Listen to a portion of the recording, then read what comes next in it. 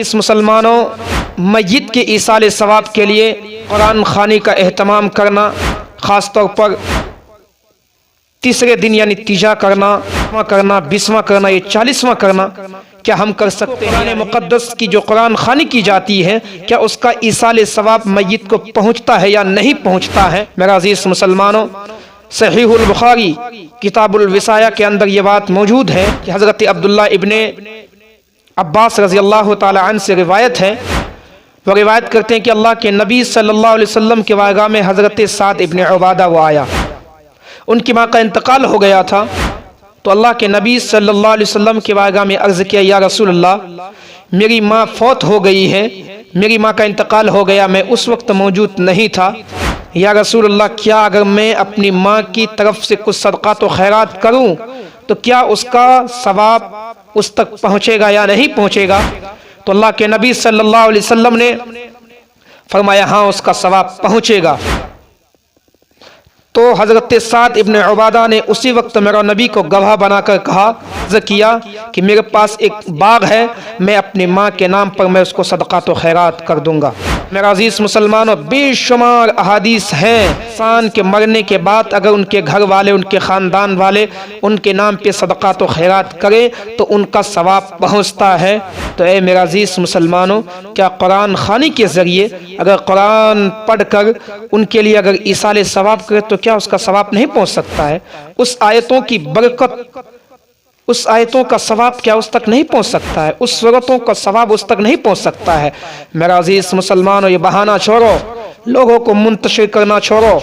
قرآن و احادیث کو اگر تم غور سے پڑھو گے، ان کے مفہومات کو سمجھو گے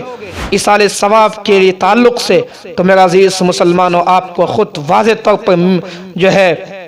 آپ کو یہ بات کہنے پر آپ کی دل جو ہے یہ کہنے پر مجبور ہو جائے گا کہ ہاں ایصال ثواب کر سکتے ہیں۔ بزرگان دین کے اقوال کو اٹھائیے، ان کی کتابوں کو اٹھائیے تو آپ کو معلوم ہوگا کہ نہیں ہم ایصال ثواب کر سکتے ہیں۔ لیکن اچھا میرا عزیز مسلمانوں، پھر ایک بات یہاں پر، ٹھیک ہے ایصال ثواب تو کر سکتے ہیں، لیکن یہ خاص مخصوص کرنا کہ ایصال ثواب اسی دن کرو، قرآن خوانی کا اہتمام اسی دن کرو، خاص طور پہ تیجا کے دن، یعنی میت کے مرنے کے بعد، انسان کے مرنے کے تیسرے دن بعد باضابطہ قرآن خوانی کا اہتمام کیا جاتا ہے۔ تو اس دن آپ لوگ کیوں کرتے ہیں؟ اس کی کیا وجہ ہے؟ 10ویں کے دن، 20واں، 40واں، تو میرا عزیز مسلمانوں میں ان کو سب سے پہلے یہ پیغام دوں گا، اے میرا عزیز مسلمانوں، یہ جو ہم کرتے ہیں محض اس لیے نہیں کہ اگر اس دن نہیں کریں تو یہ گناہ ہوگا، بلکہ نہیں، یا اسی دن کرنے سے تب اس کو مرداروں کو، میت کو ایصال ثواب پہنچے گا، ایسی کوئی بات نہیں ہے، بلکہ تیجا اور 40واں 20واں اس لیے کرتے ہیں کہ اس دن زیادہ سے زیادہ لوگ آتے ہیں، اس دن زیادہ سے زیادہ قرآن مقدس کی تلاوت کر سکے، محض اس لیے جمع کیا جاتا ہے۔ اگر یہ کہیں گے نہیں اس کا تو ذکر نہ قرآن میں ہے، اللہ کے نبی نے تو کبھی ایسا نہیں کیا ہے، صحابہ کرام نے تو کبھی ایسا نہیں کیا ہے، نہ احادیث میں اس کا ذکر ہے، نہ صحابہ کرام کے اقوال سے، تو ان کو اے میرا عزیز مسلمان ان کو ایک پیغام دوں گا، ان کو ایک پیغام دوں گا۔ حضرت عبداللہ ابن مسعود کو کون نہیں جانتا؟ رئیس المفسرین، اس کو کون نہیں جانتا؟ وہ حضرت عبداللہ ابن مسعود وہ ہر جمعرات کو وعظ کے لیے، خطابت کے لیے جو ہے دن مقرر کرتے، تو لوگوں نے عرض کیا کہ آپ ہر دن جو ہے خطابت کریں، وعظ کریں، ہمیں نصیحت کریں، تو حضرت عبداللہ ابن مسعود نے کہا میں ہر روز نہیں کر سکتا، میں تم پر تنگی نہیں کر سکتا، کیونکہ ہر روز اگر نصیحت سنے گی تو پریشانیاں ہوں گی، جو ہے وقت اس پر کافی لگے گا، جس کی بنیاد پر حضرت عبداللہ ابن مسعود نے کہا میں جمعرات کو منتخب کروں گا۔ تو حضرت عبداللہ ابن مسعود نے جمعرات کو کیوں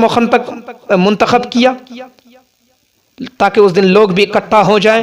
لوگ جو ہے اپنے کاموں میں مشغول رہیں، تو اس دن آ کر کم سے کم جو ہے سب لوگ آ سکیں، دشواری نہ ہو سکے۔ تو اے میرا عزیز مسلمانوں، اگر منتخب محض اس لیے کیا جاتا ہو کہ زیادہ سے زیادہ لوگ ایصال ثواب کے لیے قرآن مقدس کی تلاوت کر سکے تو کون سی بڑی بات ہے؟ اگر یہ بات ہے تو میرا عزیز مسلمانوں ایک بات بتاؤ، تم اپنے دل کی تختے میں اس بات کو نوٹ کرنا کہ آج اگر ہم اپنے ہندوستان کے اندر 15 اگست کو اپنے وطن کی آزادی کی خوشی میں پرچم کشائی کرتے ہیں، کیا اللہ کے نبی کے زمانے میں کیا جو ہے ممالک آزاد نہیں ہوئی تھی، آزاد نہیں کیے گئے تھے؟ کیا صحابہ کرام کو کبھی یہ حکم دیا کہ جو ہے جہاں بھی بہت سارے جو ہے ممالک کو میرا نبی نے جو ہے فتح کیے اور کروائے بھی، کہ اللہ کے نبی نے یہ فرمایا کہ جا کر تم جو ہے اسی فتح کی خوشی میں تم جو ہے اسی دن پرچم کشائی کرو؟ کہ اللہ کے نبی نے کبھی احادیث میں ہے کہ اقوال صحابہ سے ملتا ہے؟ اس کے باوجود بھی میرا عزیز مسلمانوں ہم 15 اگست کے دن پرچم کشائی کرتے ہیں، لیکن ہماری شریعت میں کیا ہماری شریعت نے کبھی اس کو جو ہے منع کیا ہے تم نہیں کر سکتے؟ کر سکتے ہیں، لیکن جو ہے شریعت کے مخالف نہیں ہونی چاہیے، شریعت کی جو خلاف ورزی نہیں ہونی چاہیے اگر جو ہے شریعت کے مطابق کرتے ہیں، کیونکہ یہ ہمارا دیش ہے، اپنے دیش کی آزادی کے لیے جو ہے ہم پرچم کشائی کر سکتے ہیں۔ جبکہ جو ہے خاص طور پر میرا عزیز مسلمان ایک بات اور، اچھا جس دن ہمارا دیش آزاد ہوا اسی 15 اگست کو کرتے ہیں، کوئی اور دن مقرر نہیں کرتے، تو کیا آپ یہ کہیں گے یہ شرک و بدعت ہے؟ کیا فتویٰ لگائیں گے؟ لیکن میرا عزیز مسلمانوں اس پر نہیں لگائے گا، محض صرف بہتان ڈالنے کی کوشش کرے گا، مسلمانوں کو صرف منتشر کرنے کی کوشش کرے گا۔ ایک بات اور دھیان سے رکھنا میرا عزیز مسلمان اپنے ذہن میں، اگر یہ بات ہے تو اللہ کے نبی صلی اللہ علیہ وسلم نے 5 وقت کی نمازوں کے کوئی خاص اوقات بتائے ہیں؟ بتاؤ، نہیں بتائے میرا عزیز مسلمانوں،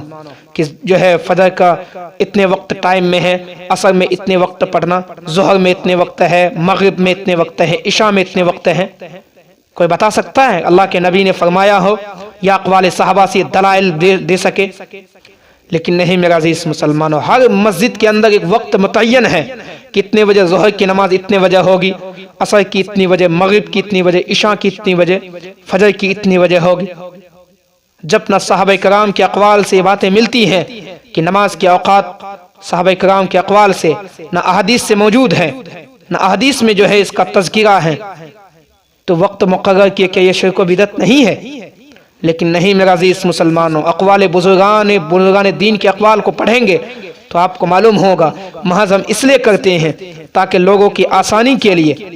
ورنہ تو ظہر کا وقت جو ہے کافی لمبا وقت رہتا ہے، اس میں کبھی بھی نماز پڑھ سکتے ہیں، کبھی 12:30 بجے، کبھی 1 بجے، کبھی 1:30 بجے، کبھی 2 بجے، کبھی بھی ہم جماعت کھڑی کر سکتے ہیں، لیکن نہیں، محض ایک وقت مقرر کرتے ہیں۔ کیوں؟ تاکہ جو ہے عوام کو دشواری نہ ہو، جو مقتدی کو دشواری نہ ہو۔ بس اسی طرح اے میرا عزیز مسلمانوں، اگر قرآن خوانی کا اہتمام کیا جاتا ہے 30ویں 40ویں کے دن، تو محض اس لیے تاکہ لوگ اس دن زیادہ سے زیادہ آ سکے، قرآن مقدس کی تلاوت کر سکے، ان کا ایصال ثواب میت کو پہنچا سکے۔ اے میرا عزیز مسلمانوں، ہمیں ضرورت ہے متحد ہونے کی، ہمیں ضرورت ہے آپس میں متحد ہو کر اسلام کو بلند کرنے کی، نہ کہ آپس میں اس طرح سے منتشر ہو کر لوگوں کے درمیان جو ہے خرافات کرنے کی۔ اللہ کی بارگاہ میں دعا ہے کہ اللہ تبارک و تعالی ہم تمام مسلمانوں کو صحیح باتوں کو سمجھنے کی جو ہے توفیق